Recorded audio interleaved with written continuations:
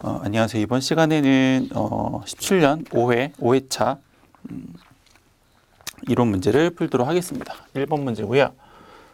먼저 그림을 좀 바꿔볼게요. 이렇게 보면은 약간 델타 결성 같아서 좀 보기가 좀 껄끄러운데 요거를 이렇게 해도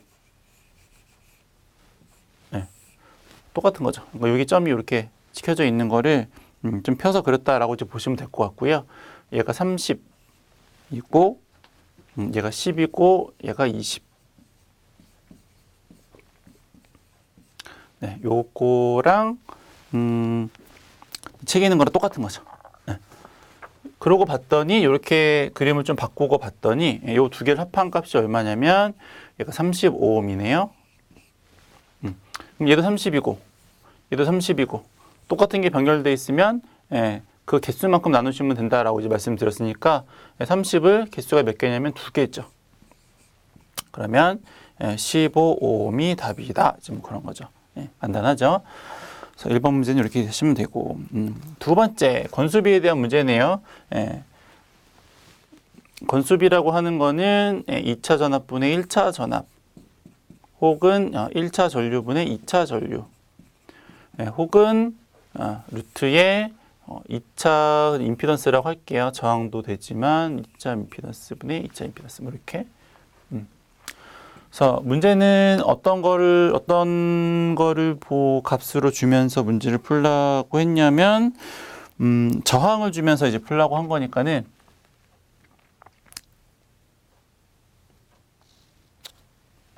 요거는 0.1이고 요거 360이니까 똑같은 거 했던 것 같은데요. 네.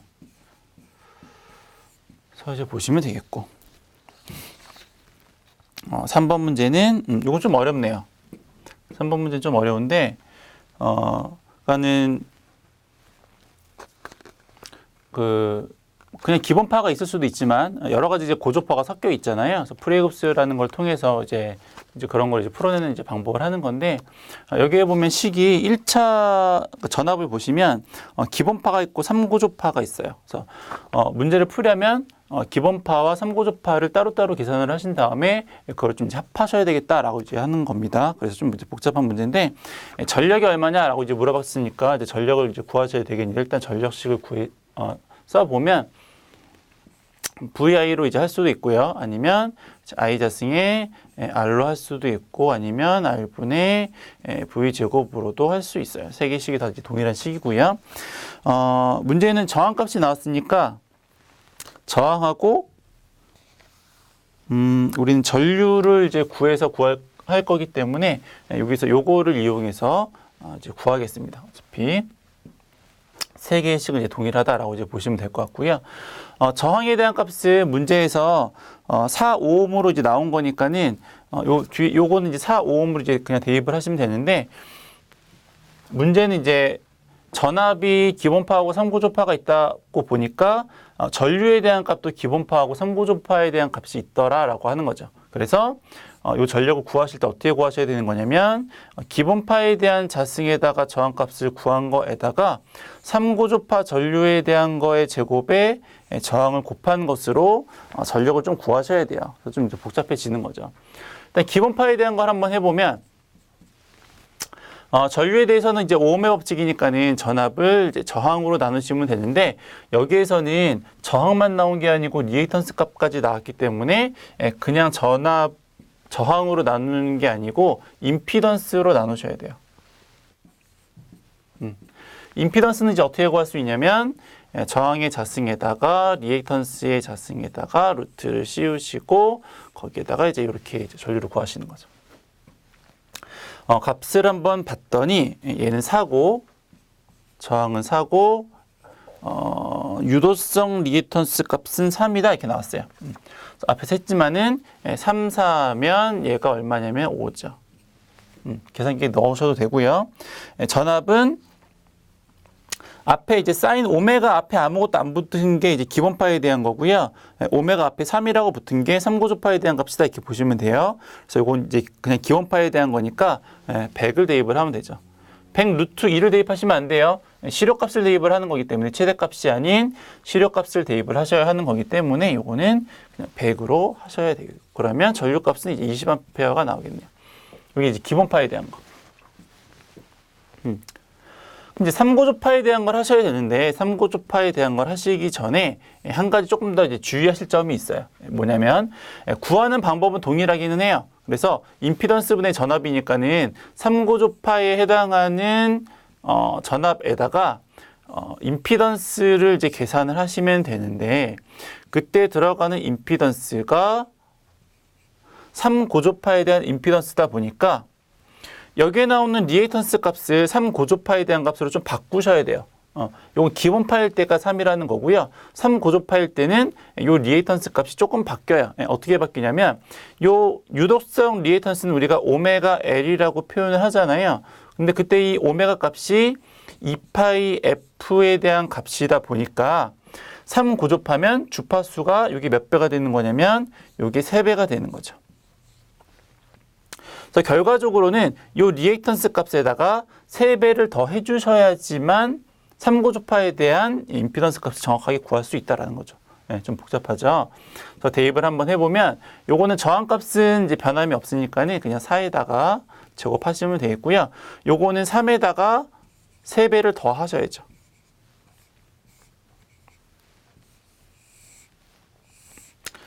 전압은 얼마라고 했냐면 3고조파에 대한 거니까.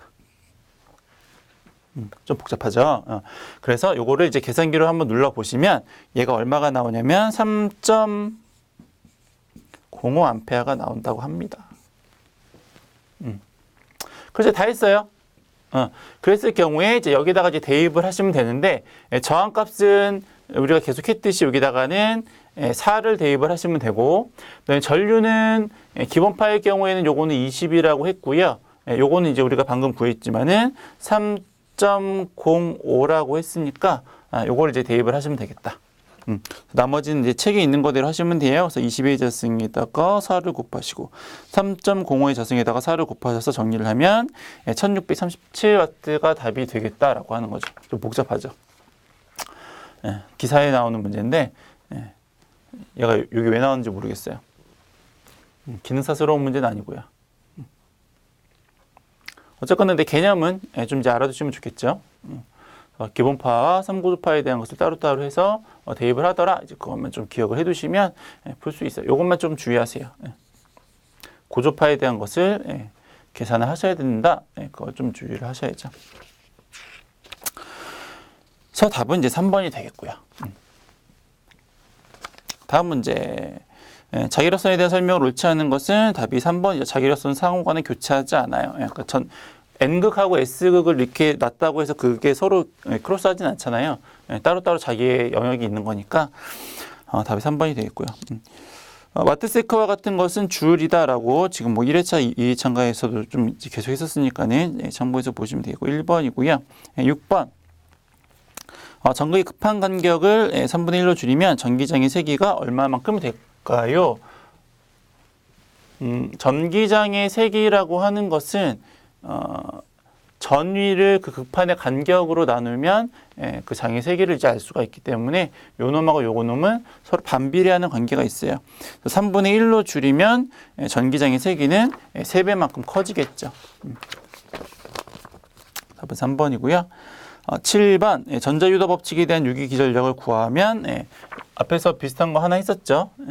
그래서 뭐 일단 부호는 무시하시고 인덕턴스에다가 dt분의 di dt분의 di 시간대별로 얼마만큼의 시간 안에 얼마만큼의 전류가 이제 변했느냐 이제 그걸 이제 대입을 하셔서 구하시는 거니까 인덕턴스에 대한 값은 전류가 인덕턴스는 0.05 그리고 0.05초 동안에 2A만큼이 이제 변했다라고 했으니까 요거는 0.059 이게 이제 2A가 되겠네요. 그럼 전압은 2V가 되겠죠. 요 놈하고 이제 없어지니까. 8번. 예, 성형결선에서 성형은 Y결선이라는 얘기예요. Y결선에서의 성간전압이 220일 때 상전압이 얼마일까요? 예, 비슷한 거 있었죠? 예, Y결선, 성형은 Y결선이라는 얘기고요. 예, Y결선에서는 선간전압이 상전압에 비해서 루트 3배가 큰 놈이죠. 그렇죠? 예. 그래서 문제는 성간전압이 220일 때 상전압을 물어봤으니까 이걸 물어본 거죠. 따라서 상전압은 선간전압을 루트 3으로 나눈 거니까 220을 루트 3으로 나누시면 답이 되겠네요. 예. 그러면 답이 127V. 예, 답이 2번입니다.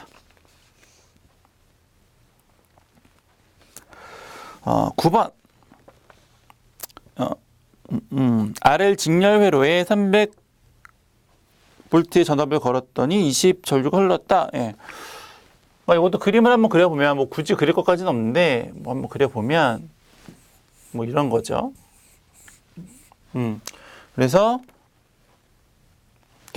얘가 R이고, 이제 L이고, R을 직렬 회로에다가, 전류는 20A가 흐른 거고요. 20A가 흘렀고, 얼마를 걸었냐면 300V를 걸었어요. 그죠? 예. 그때 저항은 12래요. 얘는 12오hm 일 때 요거의 크기는 얼마일까요? 예. 유도성 리액턴스의 크기는 얼마일까요? 이렇게 물어본 거죠. 그럼 이제 어떻게 구할 수 있을까요? 예. 우리가 전류라고 하는 것은 전압을 임피던스로 나눈 값이다 라고 이제 아까 말씀을 드렸어요. 근데 전압도 있죠. 전압도 있고 전류도 있어요. 임피던스가 반만 있죠. 이 임피던스는 어떻게 구할 수 있다라고 했냐면 이 임피던스라고 하는 거는 저항의 자승에다가 리액턴스의 자승에다가 루트를 씌우면 된다라고 이제 말씀을 드렸던 거 내용이니까. 그렇죠? 네. 네. 그럼 이제 어떻게 된다는 거냐? 대충 지우고 해보면 어떻게 된다는 거냐면 요식을 한번 써볼게요. 요식을 써보면 전류는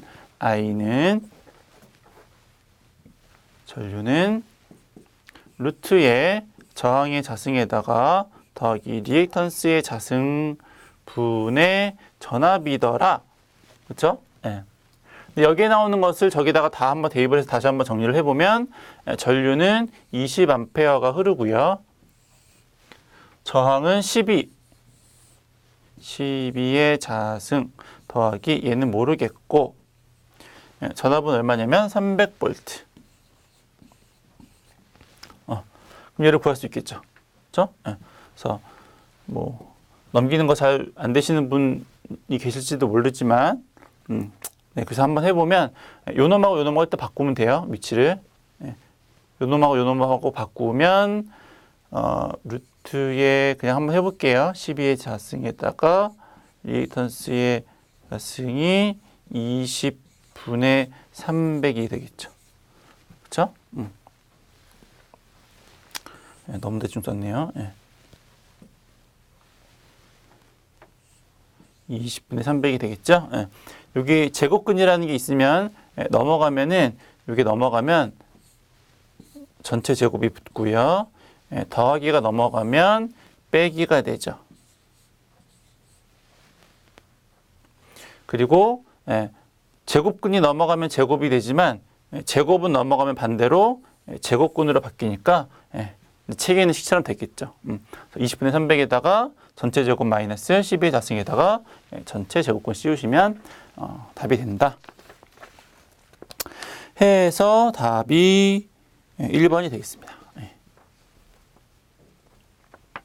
요 넘기는 것만 약간 좀 복잡스러웠지 개념상으로는 이제 복잡한 건 아니니까 풀어주시면 될 것 같아요.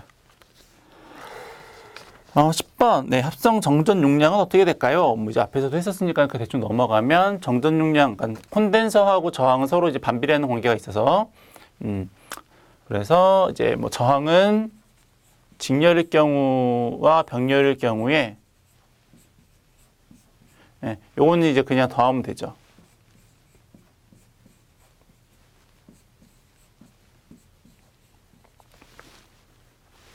얘는 합성값은 더하면 되고, 그렇죠?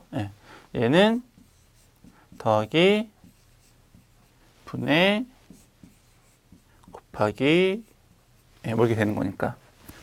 얘는 저항일 경우고, 콘덴서일 경우에는 요거를 직렬일 경우에는 이런 식으로, 병렬일 경우에는 이런 식으로.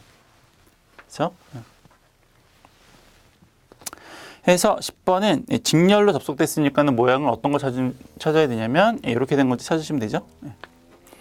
그래서 답은 3번이 되겠고요. 11번.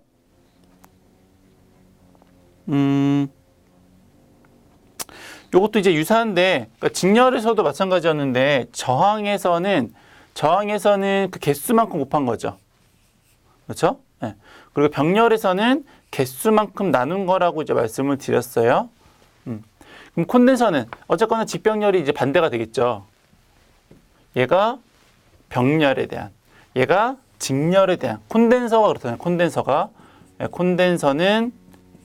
콘덴서는 얘가 병렬에 대한 거고 얘가 직렬에 대한 내용이 되겠죠. 그렇죠?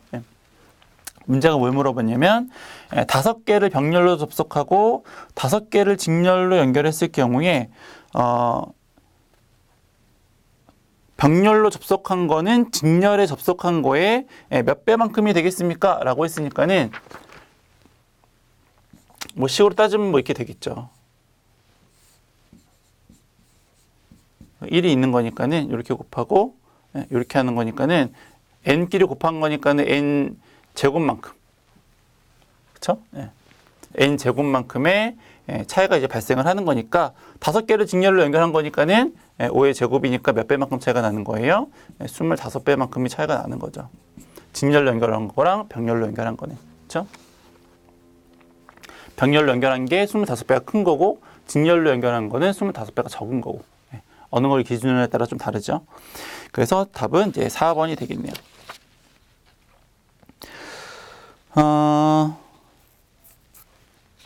콘덴서인데 그냥 처음에 다 그냥 저항으로 해가지고 그냥 R이라고 계산을 한 거예요. 기호는 크게 정확한 풀이는 이제 책에 있으니까 이제 그거 보시면 될 것 같고요. 12번 회전자가 1초에 30회전을 하면 각속도가 어떻게 될까요? 각속도라고 하는 것은 오메가라고 이제 보통 표현을 하면서 요거는 이제 2파이F죠.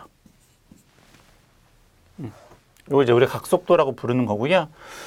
문제에서는 1초에 30회전을 한다라고 했어요. 1초에 30회전을 한다라는 얘기는 뭐냐면 30회전 사이클을 초당 이런 얘기예요. 그래서 몇 초에 몇 바퀴가 도느냐 이제 그건데, 요거랑 똑같은 게 뭐냐면 요게 바로 헤르츠예요. 주파수. 주파수는 1초에 몇 번 도느냐, 요 사이클이 요게 단위가 똑같아요. 그러면 내가 몇 회전 한다라고 했냐면 1초에 30회전을 한다라고 했으니까는 주파수가 얼마라고 하는 거냐면 30Hz다라고 하는 거죠. 걔를 어디 대입해야 돼요? 각속도를 구하려면 얘를 여기 주파수에다가 대입을 하면 되는 거죠. 따라서 대입을 해보면 2파이에다가 곱하기 30을 하면 되는 거죠. 3이 6이고 6, 3, 18이니까는 대충 뭐 그냥 저걸로 나왔네요. 파이로 나왔네요. 그럼 2, 3은 6이니까 60파이 이렇게 되겠죠. 요 개념만. 1초에 몇 바퀴가 도는가가 헤르츠랑 똑같은 거다. 요것만 이제 기억을 하시면 되겠네요. 요거는 이제 뭐 아셔야 되는 거고. 그래서 답은 2번이 되겠고요.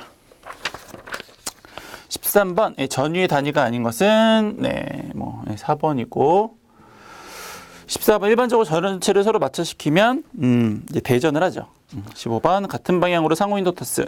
요거 앞에서 요 식 한번 나왔었는데, 같은 방향으로 코일을 감았을 때의 인덕턴스에 대한 값은 만약 다른 방향으로 감았으면은 이게 마이너스가 되겠다라고 말씀을 드렸었고요. 그때 각각 30하고 80이니까는 얘는 30, 얘는 80 이렇게 쓰면 되겠죠. 그리고 상호 인덕턴스는 50. 그렇죠? 네, 식에다가 대입하는 거니까 이런 간단한 문제는 기억을 꼭 해주시기 바랍니다. 네, 그래서 계산을 하시면 답이 4번처럼 나온대요. 210. 네.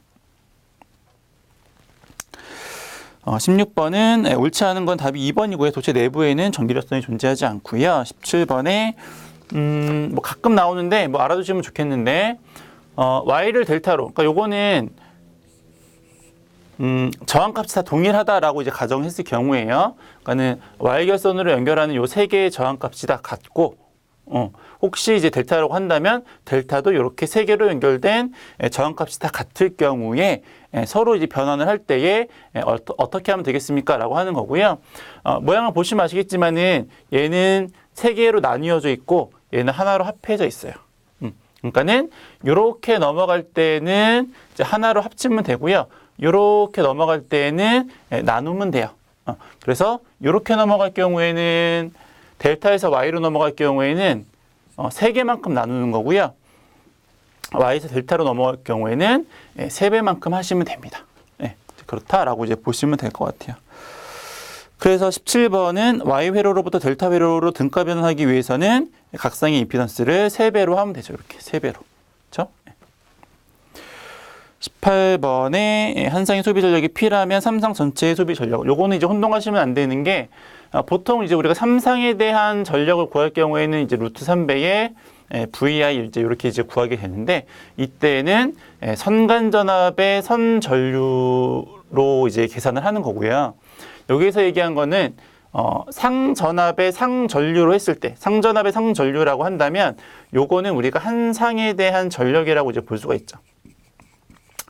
그래서 이렇게 한 상에 대한 전력이 있을 경우에는 전체 3상의 전력을 구하기 위해서는 3배를 하셔야 되겠다라고 하는 겁니다. 그리고 코일에 대한 성질에 대한 설명으로 틀린 것은 4번이고요.